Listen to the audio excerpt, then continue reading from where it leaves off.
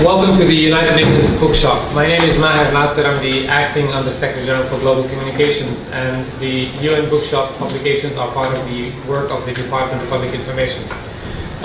We have started organizing these book launches at the UN Bookshop, and every time I think we're getting more and more people, so I think we might have to find a bigger space. Today we are of course very privileged and lucky to have with us three authors of a book on the new agenda that the UN has of course been working towards, Agenda 2030, the Sustainable Development Goals. Those of you who have of course been at the UN or following the UN's work are familiar with what the Sustainable Development Goals, 17 goals that aim to create a world where there's more prosperity for everybody, nobody is left behind, and doing so while protecting the planet. And I think you'll learn more about that process from the authors of the book. What not many people know is that it was a 3-year process that started way before 2015.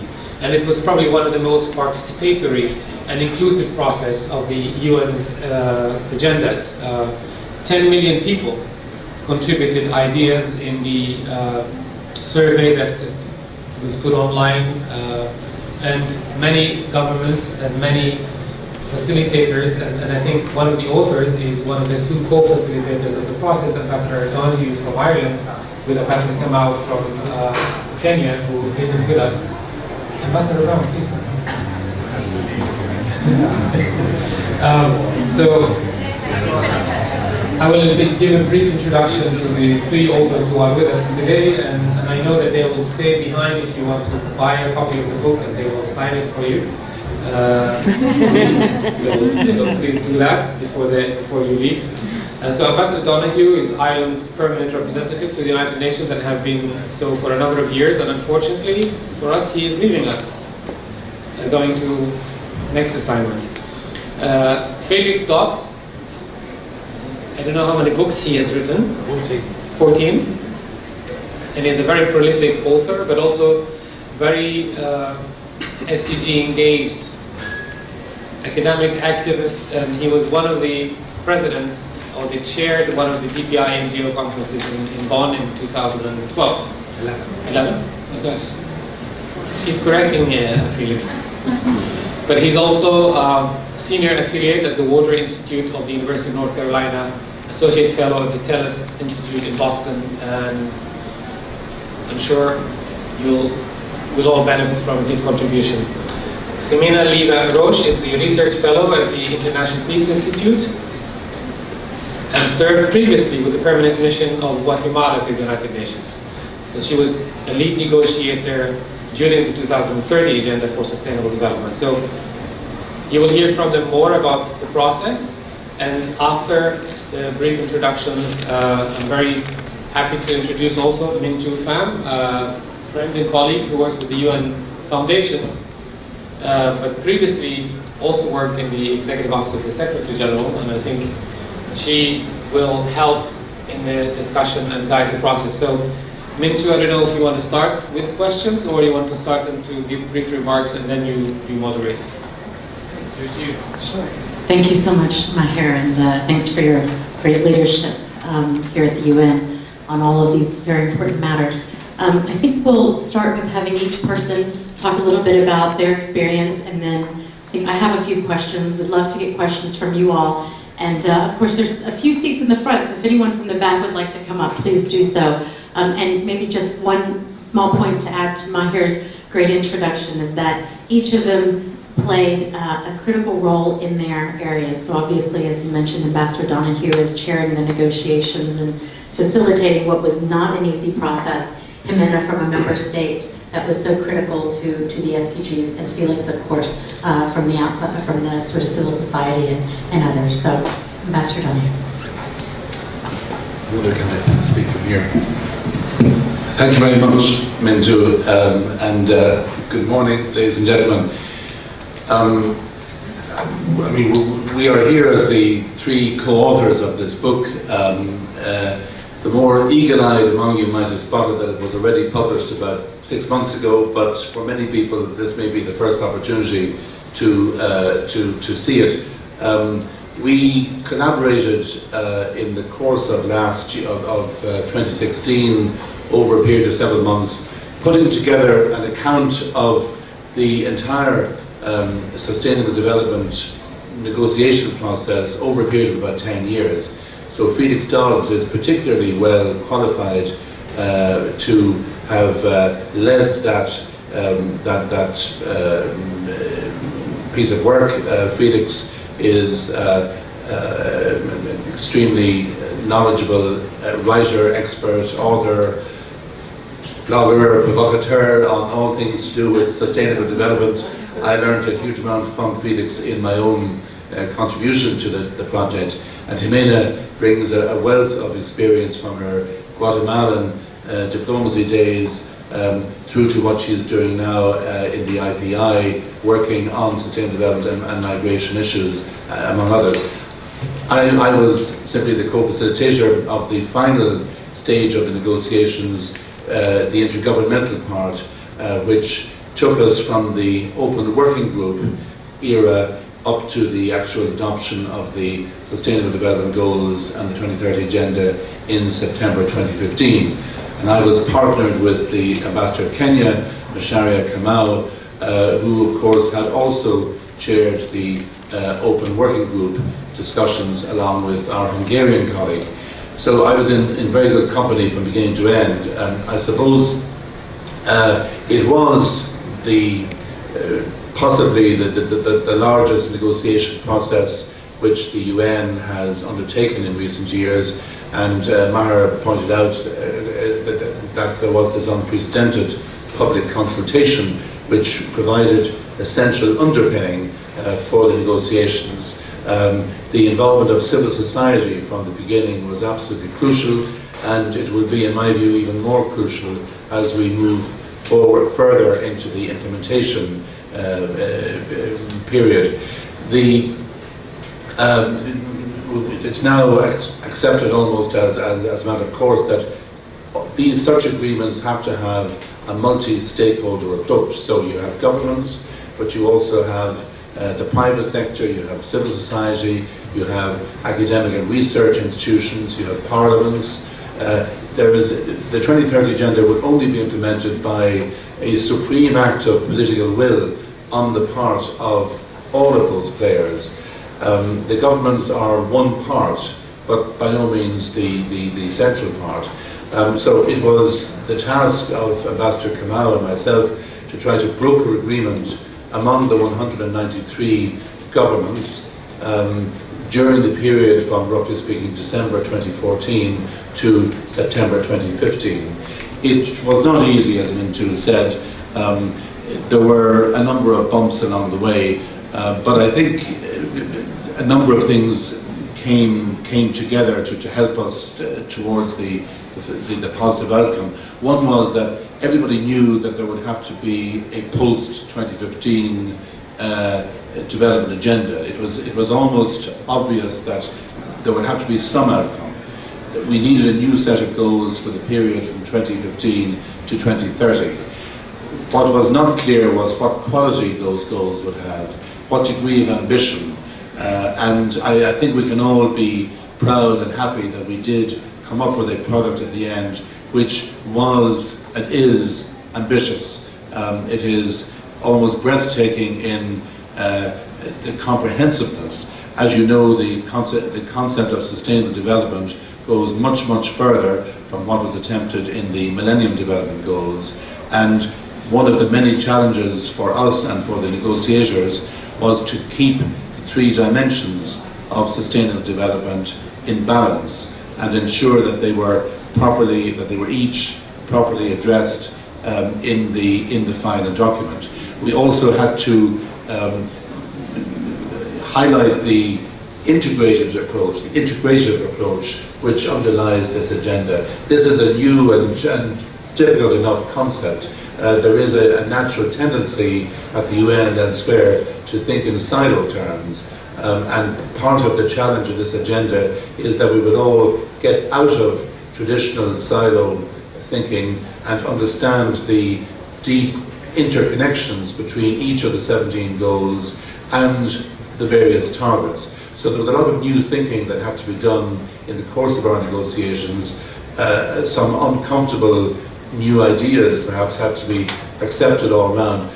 But we achieved compromise. We did get the major groups, the regional groups at the UN to accept that this agenda was coming. We wanted all to make it the best possible agenda and to actually achieve transformation as opposed to simply tinkering at the edges. So I won't go on much further.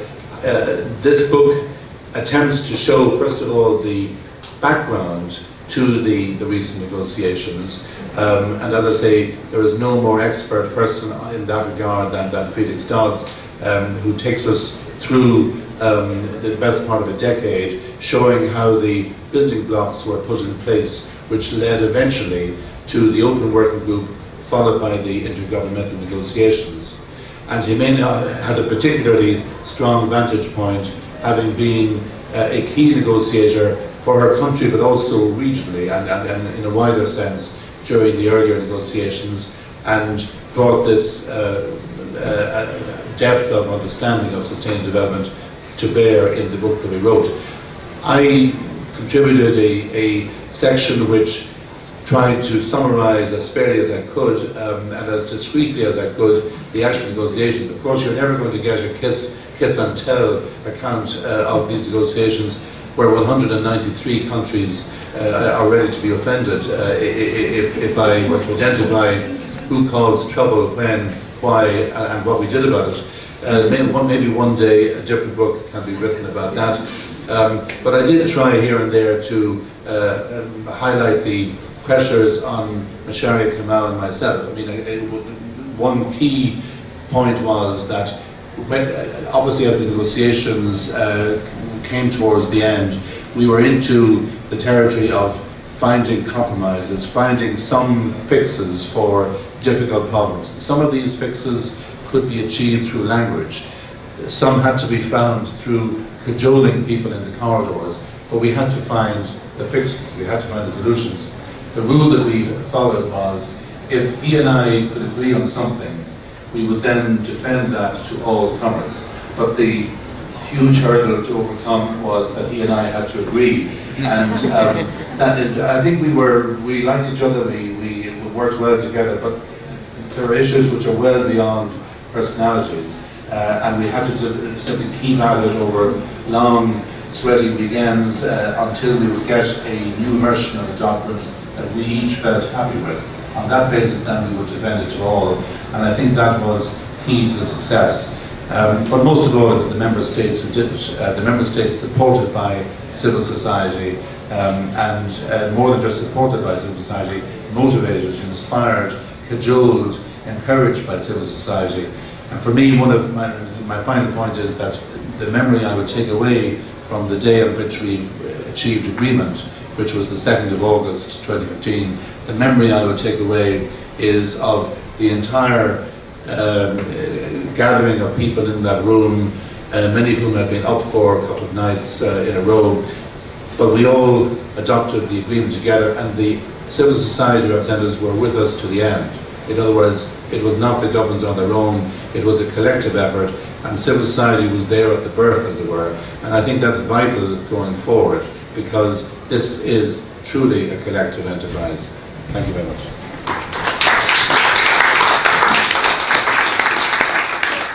Thank you so much, Ambassador Donoghue. I do remember August 2nd when it was several nights and you could see the trash bins, the trash piling up in all of the bins, way overflowing, the vending machines completely empty, and all of that obviously was a result of the many sleepless nights of negotiations. So Jimena was representing Guatemala at the time, and thank you, me too, and thank you, Ambassador Donoghue. I think that Ambassador Donoghue provided an overall picture of the book, so there's very little to add in that sense. Just to tell you kind of like 5 key messages that the book brings, and the reason why I decided to write the book.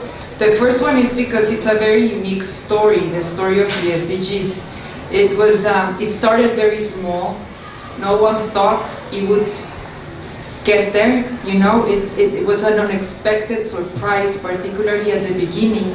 And it also highlights the role of small countries and of very courageous women. Because in 2011, no one would believe us, and particularly Paula from Colombia and Rita Michan from Guatemala, believe them and then others, that there was going to be a universal framework replacing the MDGs. It was almost anathema. So these women really faced an uphill battle to transform this paradigm, this thinking that we could actually think of goals that could be applicable for Guatemala and for Japan. The language of having healthy lives throughout, or learning throughout all ages. The language in the SDGs is such that it encompasses that type of broad scope, that it's applicable and that it's like a mirror in which countries from all different continents see themselves reflected. People see themselves reflected, whether you like fishing or education or empowering women. There's a target almost for everyone, I feel. That was one thing that was super important, and it's in the book. The other part is that the SDGs broke traditional alliances. We did not negotiate in blocks. You know, the EU, the G77, the Nordic countries, the usual suspects that group up and form their positions. Even though there were general statements, that was not the voice. The voice was from individual member states, and that really changed the dynamics. And thanks to the facilitators for particularly in the OWG phase, that it was under the disguise of a very technical group. It was not political. You know, the security councils kept having all these big events. We were like in a basement in room 4 for like 2.5 years discussing SDG per SDG, hearing. So it was not a glamorous process, right? It was very technical, but the facilitators were amazing because they brought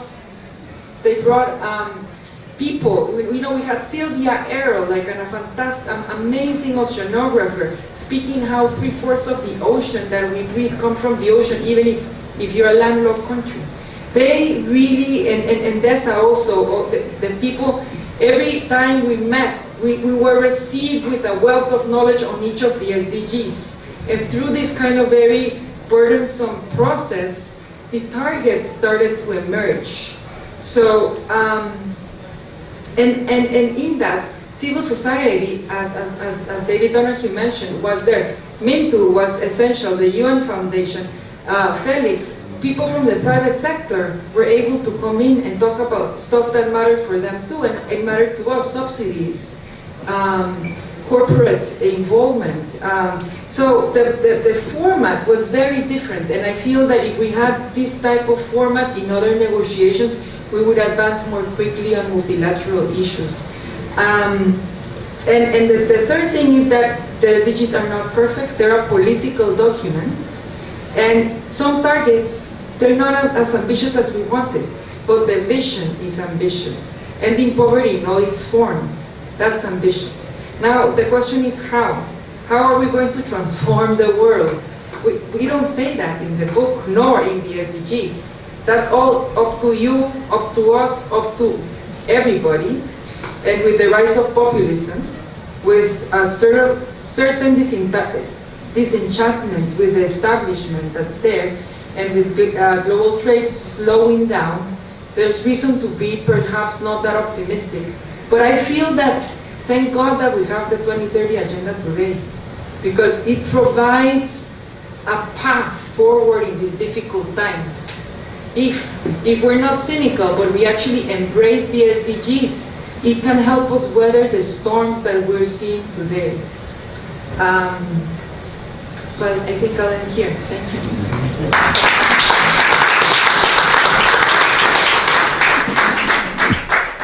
And Felix, Maher mentioned how prolific you are in terms of book writing. He's also incredibly prolific on his blogs, and I know many of us depend on that to know really what's happening inside the UN corridors here. Thank you very much. We're working on the director's version of the book once the ambassador has left the mission. But I do think it's important to say just at the beginning that the book was Jimena's idea. She came and approached me and said we should do a book during the SDGs, and we managed to, with Ambassador Donoghue, I think, produce something that's a contribution to understanding the complexity that was achieved during those negotiations for the SDGs. From my perspective, it fits into a trilogy which I've named the Vienna Cafe Trilogy.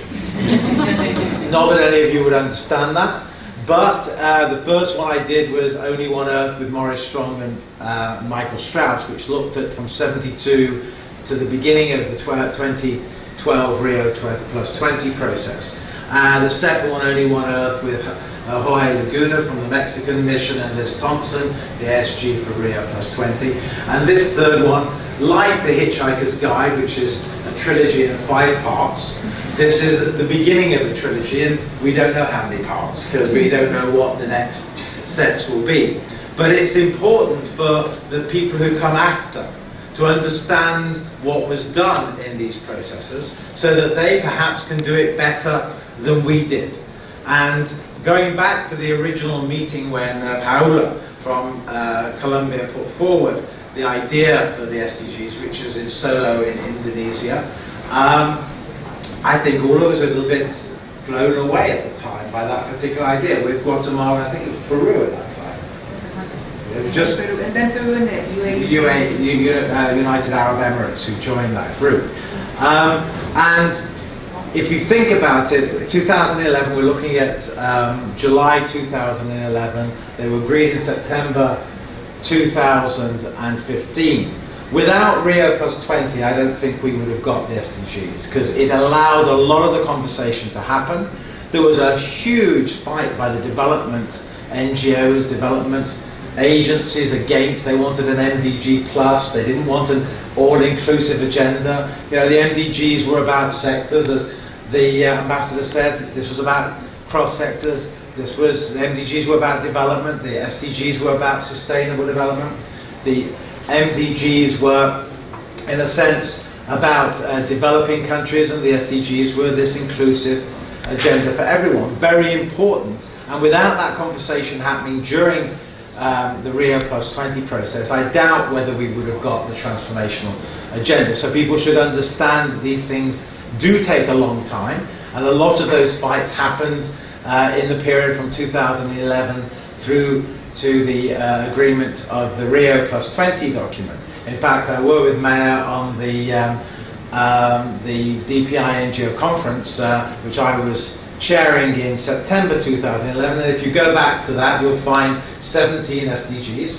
So the first SDGs that were put on the table were from civil society, and because it was a UN document, because it was a UN conference, then in the run-up to Rio Plus 20, UN DESA could then publish the suggested goals and targets that were in that conference document in the issue briefing documents that then formed the basis for input from the UN family into the Rio Plus 20 process. So it elevated the conversation, and I think at least in those first few months, that was the document that most governments used as a document to discuss the SDGs. But when we're doing these things, it's kind of interesting to see the differences. So the Rio Plus 20 was a traditional conference. The SDG process, as Jimena indicated, wasn't. These 30 countries had to sit in 70 seats. In fact, the negotiation, if I remember rightly, for that agreement was by the Chief of Staff of the Secretary General, Ambassador Maria Velotti. And at that point, the Brazilian ambassador, Brazil playing such a critical role in having Rio Plus 20, but then in finding this compromise for the 70 countries to sit in the 30 seats. So you had India, Pakistan, Sri Lanka. You had Cyprus, Singapore, UAE. You had Canada, Israel, and the USA. You had Australia, the Netherlands, the UK. I actually think, I mean, in retrospect, as he says, it should have been that a developed country had to find a developing country as a partner, because that would have broken it up. That, as Hamin said, it changed the whole conversation, and I think helped to build trust, and I think that was really, really important. We, at the end of the book, tried to look at some of the things that might impact on whether the SDGs will be delivered, and we mentioned the nexus of water, food, energy, climate change itself, migration, peace and security, the emergence of this disruptive industries that are coming. We didn't think about economic populism, which is in a sense what we've all been dealing with. And you know, what we have seen is these agendas happened after the financial crisis, or during the financial crisis. The building blocks were made, where to some extent we privatized the profits and socialized the losses. We ended up having to pay for the mistakes of casino capitalism, as Newt Gingrich called it. And I think one of the reasons we've had the reactions from people is they feel the people who caused the problem that didn't go to jail, except maybe in Iceland, and I think also now in Ireland, that some of those people are going to jail. And so that's created a bigger challenge for us. But all of these events happen around a real world. And so the 72 conference had to deal with the aftermath of the Yom Kippur War and the increase in energy costs all the way through the 90s. The 92 conference had to deal with the breakup of the Soviet Union bloc and the first Iraq war. The World Summit on Sustainable Development had to deal with 9/11.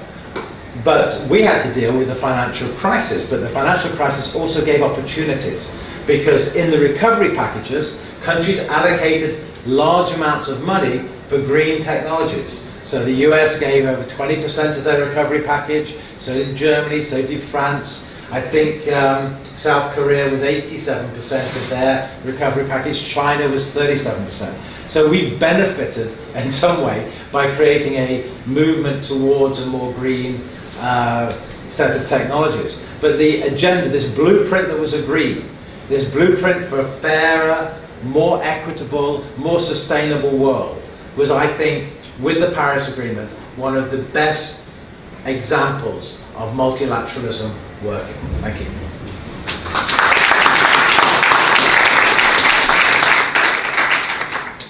Thank you so much, all three of you. As you were talking, all sorts of memories were flooding back really quickly for me, and I'm sure for many of you in the room. I see also other negotiators here and diplomats, and would love to hear from you all as well. Let me just prep you to go ahead and start thinking about your questions, and if you have one, raise your hand, and I think we might have a microphone, or I can pass mine around for you to raise questions. And as you're thinking of your questions, let me ask this panel. So this is our second high-level political forum established at Rio Plus 20 since the SDGs have been agreed. Is this what you were expecting 2 years in? And what excites you the most in terms of where we are, given your expectations, and what is the most challenging issue that you think right now, given where we are? Whoever would like to go first. I'll start with that. Roughly speaking, this HLPL is where I thought we would be a couple of years ago. One last year it was really a transitional one. We knew that we wouldn't yet have had a full year since the SDGs were adopted. This year is more in its scope, in its comprehensiveness, it's more like what I was expecting. Of course, it's still early days. We haven't yet had the ministerial segments. We haven't had the voluntary national reviews. But I have to say that this week I've been hugely impressed by the vast number of side events on every conceivable issue. This is what we need, but it's also a bit overwhelming. I mean, we've added to the vast number with this one. But if you ask me the two, is this what I thought it would look like? Yes, is the answer. Now, I mean, we have to have a coherent message or set of messages coming from each HLPF. In principle, every 4 years we'll be having a very high-level review of what has been achieved. So each year has to build up towards the HLPF under the auspices of the General Assembly, and we haven't yet got a document agreed by way of conclusions, and there are some hopefully temporary problems there. So we're still in the middle as regards this year, but overall I think there's a real sense of momentum which the HLPF manages to convey, and especially this year. The enthusiasm from September 2015 has not ebbed. It's very evident, and I think that it gives us something to build on. It comes down to political will on the part of all the governments. We had 22 who were able and willing to present themselves last year for the VNR, 44 this year. We're hoping that there'll be even more next year. And I think a very important point is that the discipline involved in a government preparing itself for voluntary national review is vital. It means that a government might decide a year in advance that it will be presenting itself, but in that year it gets its own structures, its own ministries, its own arrangements into a more coherent form. So the whole system in such a government is working towards a good product for the HLPF, and that in itself is hugely important. And we'll see more of that as each year goes by. And as you know, the peer review aspect is fundamental to the 2030 agenda. I call it a kind of political rivalry, that we don't have any form of sanctions to impose if countries underperform, but we do have the incentive of political peer pressure. Countries will particularly want to see how their neighbours are doing under certain headings, and they will be incentivized to perform better, or at least to perform as well. So this sort of vast marketplace that we see at the moment in the HLPF is actually very important. It sends each country back to the capital to recommit itself to the agenda after the HLPF, and I think that's in itself psychologically very important. Yeah, just a couple of quick things. I think that there needs to be much more work on, in country level, on developing strategies, integrating climate, biodiversity, poverty reduction strategies, and the SDGs into one document, of which will be much more easy to do reports. And I think a number of countries, I think Colombia is doing that, I think Germany is doing that, but I don't think enough of those have gone down that way yet. The HLPF is actually a 5-week period, which people don't seem to realise. You have 3 weeks of negotiations before people come here, and most people are missing that. In the old Commission on Sustainable Development, it was 4 weeks, but it was clear that those 4 weeks and where they were. People need to see this as a 5-week period, and they need to be organising events in and around the negotiations to influence the negotiations. That's not happening. It's not at the moment as interactive as it needs to be, and I think we need some professional help to make that much more. I think that there's a whole issue around what are we going to do about the targets that are going to fall between now and 2025, which need to be discussed. And I think that the issue on partnerships, we're doing a multi-stakeholder partnership workshop at the weekend. People are suggesting partnerships, but there's no review mechanism of whether those are actually contributing anything, and no way of quantifying them. And so I think that there needs to be some quantification, and then I think there needs to be much closer linkages between the ADIS financing of the whole process and the goals themselves. Okay, great. So let me open the floor. We have Maher, and then we're going to take a few at a time. So the gentleman here, Emmanuel, I'll take, and Sakiko, and then we'll move on to the next group.